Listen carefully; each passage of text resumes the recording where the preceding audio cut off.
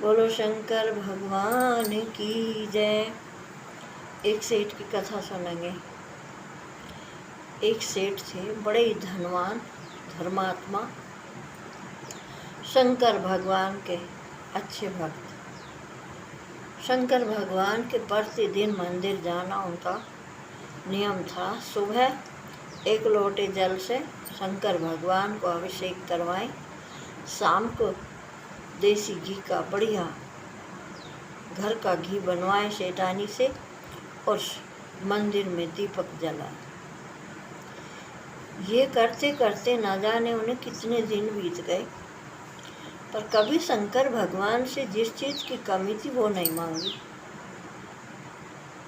अब माता पार्वती ने आज शंकर भगवान से कहा, हे भोले, ये आपका इतना अच्छा सच्चा श्रद्धावान भक्त है, इस पे आप करुणा क्यों नहीं करते?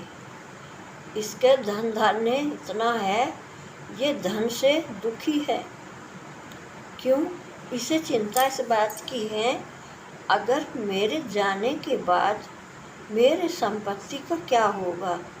मेरा कोई पुत्र नहीं है और ये कभी आपसे मांगता नहीं, तो ये मांगेगा नहीं तो क्या आप दोगे नहीं?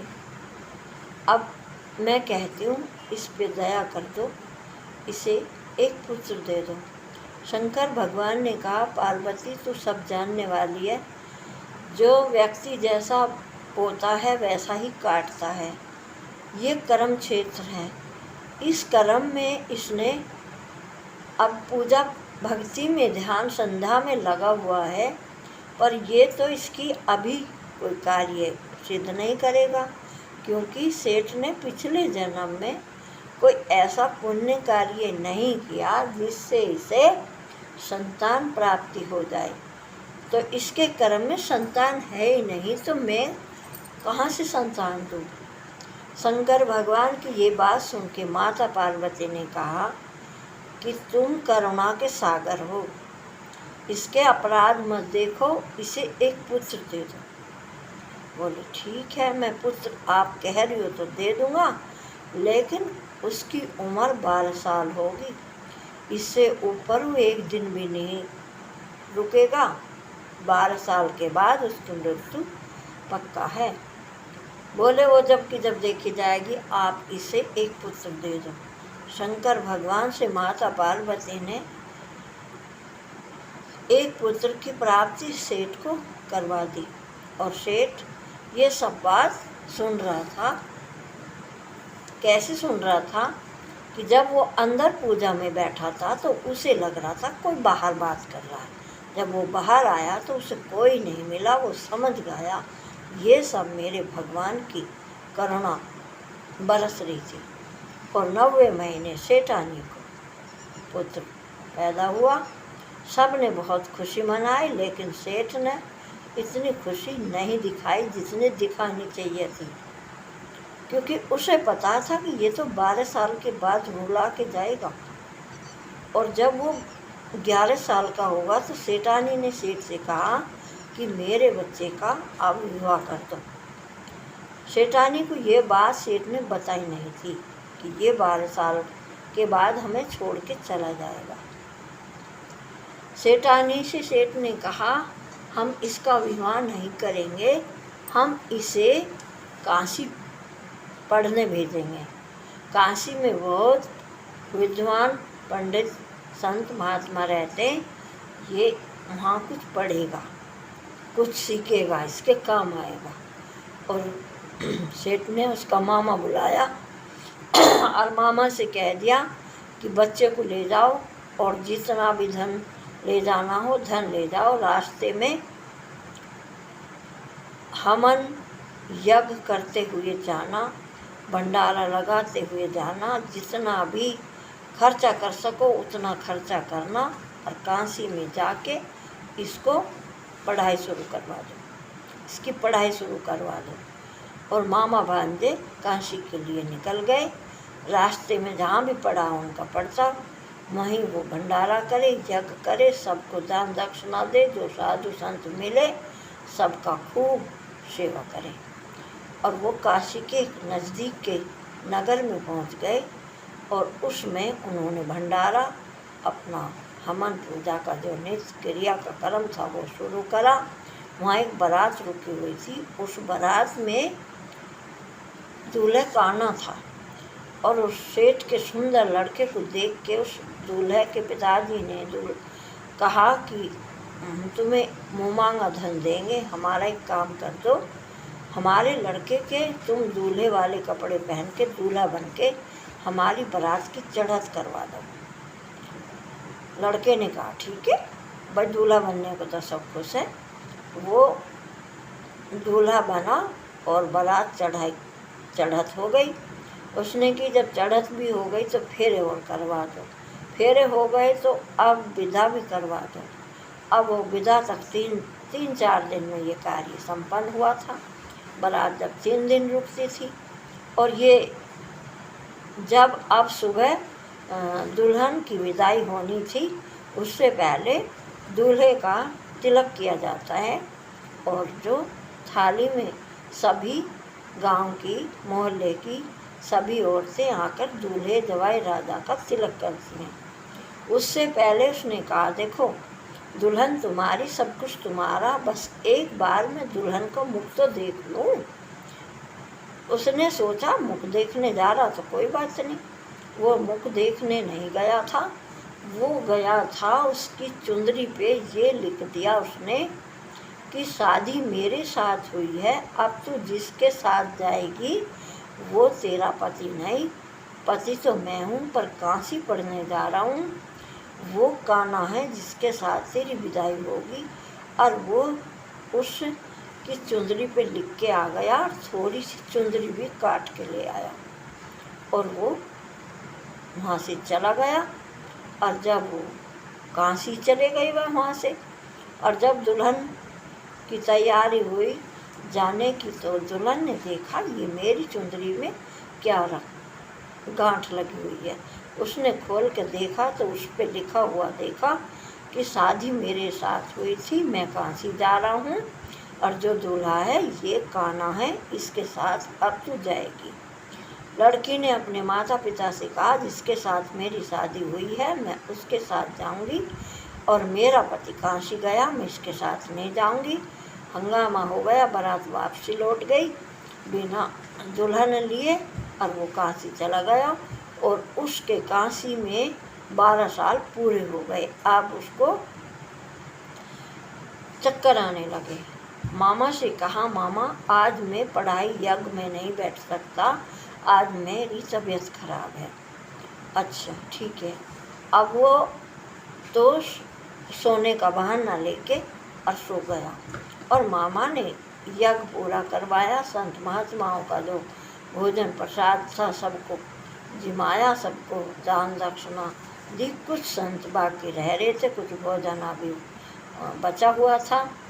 अब मामा ने जाके देखा कि लड़के को बुला के लाऊं, अब वो करा लेगा। और जाके देखे तो लड़का ख़त्म हो गया। और उसने कहा जो तूने रोना पीटना कर दिया तो जो बाकी का भोजन है ये भी बेकार हो जाएगा और जो साधु संत अभी आ रहे हैं ये भी भूखे लौट जाएंगे। अब उसने चुपचाप उस लड़के का मुंह ढक दिया और वो सभी साधु महात्माओं की सेवा में लग गया। अब क्या हुआ कि जब वो उस लड़की के पल्ले पे ये लिख के गया था कि मैं काशी जा रहा हूँ और लड़की की शादी हो गई, विदाई हुई नहीं थी, तभी उस लड़की ने माता पार्वती के मंदिर में एक प्रार्थना शुरू कर दी थी कि हे मातेश्वरी, जिस पति से मेरी शादी हुई है उसकी रक्षा करना और उससे मुझे शीघ्र ही मिलाना। और माता पार्वती ने उसे आशीर्वाद दिया सौभाग्यवती हो, सौभाग्यवती हो। और वो हर पढ़ते दिन माता पार्वती के मंदिर में जाती और यही प्रार्थना करती। अब वो क्या हुआ कि जब सब साधु महात्मा निमट गए, भंडारा ख़त्म हो गया, मामा ने जाके मुंह उघाड़ा और देखा कि बिल्कुल सचमुच में ये तो अब ख़त्म हो गया। और मामा जोर जोर से चीख चीख के रोने लगा। अब मामा जिस टाइम रोया उसी समय वहाँ से माता पार्वती और शंकर भगवान गुजर रहे थे। माता पार्वती ने कहा, देखो शंकर भगवान, कोई तो बड़ी पीड़ा में चिल्ला चिल्ला के रो रहा है, चलो मैं देख के चलूँगी। शंकर भगवान ने कहा, पार्वती तुम चलो, संसार है, कोई हंस रहा है कोई नहीं। बोले मैं देख के चलूँगी। और माता पार्वती उस लड़के के पास गई और जब उसके मामा को रोता हुआ देखा तो उसने भी उस लड़के को देख लिया और शंकर भगवान ने भी देख लिया।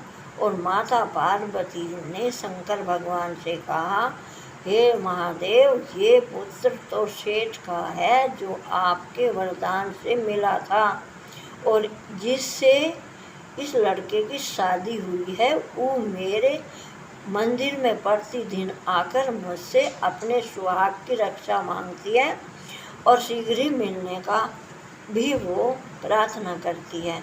अब महादेव इसकी आयु बढ़ा दो, जल्दी इसे ठीक कर दो।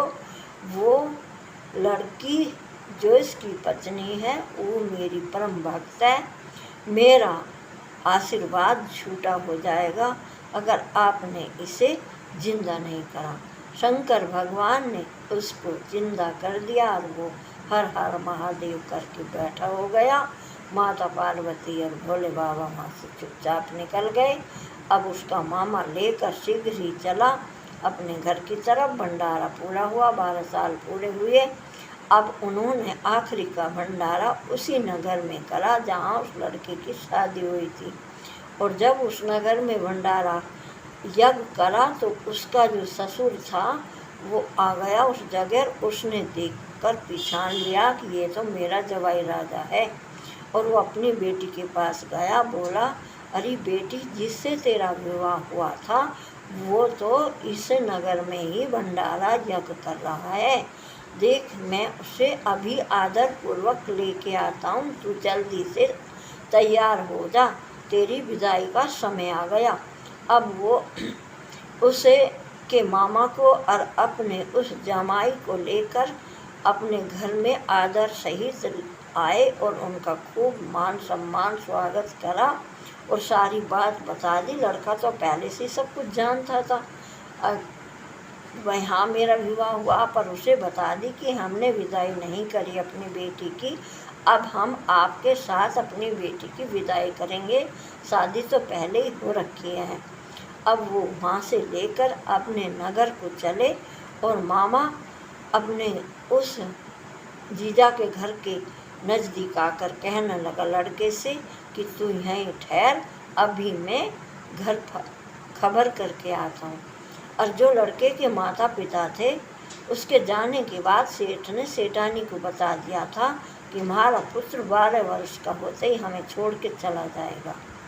और वो छत पे चढ़ गए इसलिए कि अगर हमारा पुत्र सही सलामत आएगा तो हम छत से उतरेंगे, और अगर नहीं हमें कोई शुभ समाचार नहीं मिला और तो हम छत से कूद के अपने प्राण दे देंगे। जब उन्होंने खाली मामा को आते देखा तो वे छत से गिरने लगे। मामा ने कहा कि बहन जीजा नीचे आओ, अपनी दुल्हन बहू बेटा का स्वागत करो। बेटा बहू लेकर आ गया, बहुत सारा धन भी लाया है, लेकिन उन्हें अकील न आए और वो कहे कि तू क्या कह रहा, हमारी कुछ समझ में नहीं आ रहा। उसने हमें सौगंध खा के बता कि हमारा बेटा आ गया। उसने कहा मैं सौगंध खाता हूँ, हमारा भांजा भी आया है और भांजा बहू भी आई है, आप स्वागत करो। सेठ सेठानी नीचे उतरे और मामा उस अपने भांजे को अपने उस भांजा बहू को लेकर घर में प्रवेश किया। सब ने बहुत खुशी मनाई, मंगल गीत हुए, हर हर महादेव, जय जय महादेव। ये सब शंकर भगवान माता पार्वती के आशीर्वाद से पूरा हुआ। शंकर भगवान को पता था कि कर्म में नहीं है, लेकिन जब परमात्मा का कोई चरण पकड़ लेता है तो परमात्मा कभी ना कभी, हमने कितना भी पाप करा हो, कभी वो हमारे पाप को सबको भूल जाते हैं। हमारी भक्ति भाव पे श्रद्धा, भगवान को तो बस श्रद्धा चाहिए, दिखावे से परमात्मा खुश नहीं होते, वे श्रद्धा भक्ति से रीझते हैं। जो माता पार्वती ने शंकर भगवान से कहकर उनके अंधेरे घर में उजाला करा, हर कहानी सुनने और पढ़ने वाले के घर में भी माता और भोले बाबा अपनी कृपा सब पे बनाए रखें। हर हर महादेव, हर हर महादेव।